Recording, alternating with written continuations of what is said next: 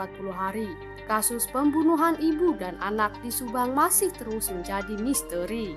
Polisi terus mencari siapa dalang pembunuh Tuti Suhartini dan Amelia Mustika Ratu. Namun sebelum lanjut, pastikan jari Anda sudah menekan tombol subscribe dan jangan lupa aktifkan tombol notifikasinya ya. Jika sudah, mari kita lanjut. Penyidik meminta supaya masyarakat tetap bersabar menunggu hasil dari polisi, dan Kabid Humas Polda Jabar Kombes Pol RD A. Caniago mengatakan untuk berhenti menduga-duga terkait pembunuhan ibu dan anak di Subang tersebut. Sampai saat ini, polisi masih berusaha keras untuk mengungkap pelaku pembunuhan itu. Beberapa barang bukti masih diamankan dan terus melakukan pendalaman. Biarkan rekan-rekan penyidik untuk bekerja. Saat ini penyidik tengah melakukan pendalaman terkait masalah pembuktian secara konvensional, mulai dari olah TKP, kemudian mengarah kepada ditemukan beberapa hal-hal yang dicurigai, baik melalui rekaman CCTV maupun yang lain, ucap RD. Untuk mengungkap siapa pelaku, kita tidak bisa asal menduga tanpa bukti yang kuat. Tentunya membutuhkan waktu. Kita tidak bisa semudah itu menuduh orang tanpa kita mempunyai bukti-bukti dan petunjuk, ungkapnya.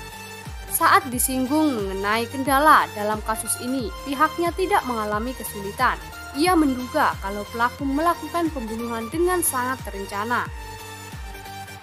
Pada prinsipnya tidak sulit, cuma kita membutuhkan waktu, karena menentukan tersangka itu tidak dengan pembuktian, tapi kita akan upaya mencari tersangkanya. Ini merupakan suatu kejahatan yang luar biasa. Kemungkinan terencana, kita akan tetap mencoba fokus dalam rangkaian penyidikan untuk tertangkap tersangka, ungkapnya. Yosef ternyata sudah menyiapkan pengacara Rohman Hidayat untuk melindunginya selama kasus ini. Ketika ditelepon pada hari Selasa 24 Agustus 2021, Rohman Hidayat mengatakan sudah mendapat surat kuasa dari Yosef. Saya kenal dengan kakaknya Pak Yosef dengan baik. Beliau meminta saya mendampingi Pak Yosef selama penanganan kasus ini. Hingga saat ini, Pak Yosef masih berstatus saksi, sudah 3 kali diperiksa. Terakhir itu kemarin Senin 23 Agustus 2021. Ucap Rohman. Bukan tanpa sebab, ia mendampingi Yosef dalam kasus ini selama penyidikan polisi, menerapkan pasal 338 KUH, hukuman mengenai pembunuhan, dan pasal 340 KUH, hukuman mengenai pembunuh berencana.